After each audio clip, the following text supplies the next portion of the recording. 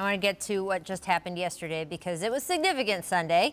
More than 90% of the league is now trade eligible. I'm not trading either of these two at the table, but eligible now are several players who changed teams this summer, including Chris Paul. Now, our Adrian Wojnarowski said on the Woj and Low trade season special that we aired last night, he does not expect CP to be moved by Oklahoma City this season. Chiney, look, OKC is sitting there at the 8th seed.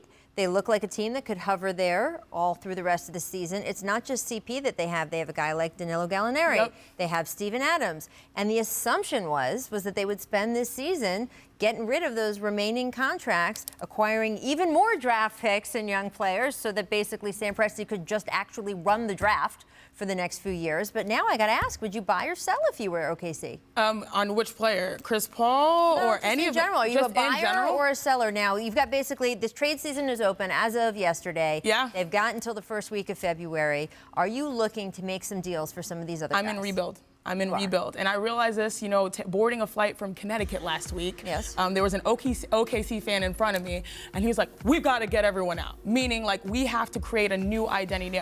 Now, I know Chris Paul's contract is hard to offload. But in the time being, I think everyone else, you can sort of see what the value is there and to try to get young players. But Chris Paul, even if he's the guy that remains, it's not bad. This is a guy that knows how to play basketball, high basketball IQ, can help mold the young guys until you can put him in a position where he's better off. Right, but OKC has this challenge. They have too many competent basketball players to outright tank, and they're probably not good enough to contend, though I agree with you. I think that competence can get them an 8th seed in the playoffs. And to what end? I mean, look, there's value in that, I suppose. Shai Gilgeous-Alexander. There are worse things than to face the Los Angeles Lakers in a playoff series or the Los Angeles Clippers.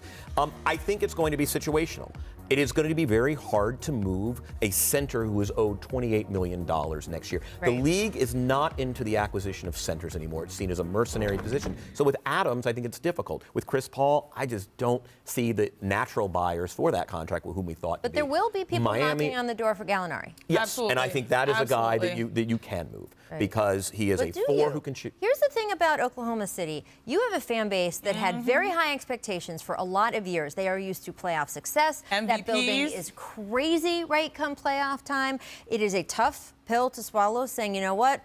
We're just saying this isn't working. We're getting rid of Russell Westbrook. We're making all of these changes.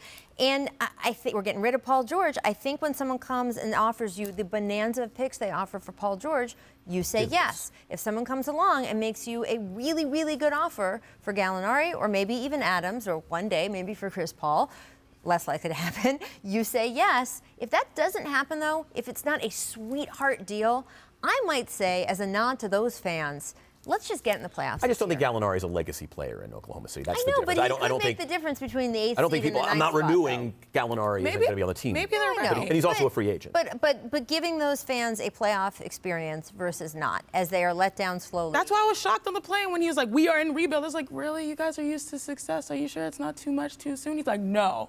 Let's start over. So fans are funny. They've gotten into this sort of the Machiavellian. Let's progress. Get him out. Thanks for watching ESPN on YouTube. For more sports highlights and analysis, be sure to download the ESPN app. And for live streaming sports and premium content, subscribe to ESPN+.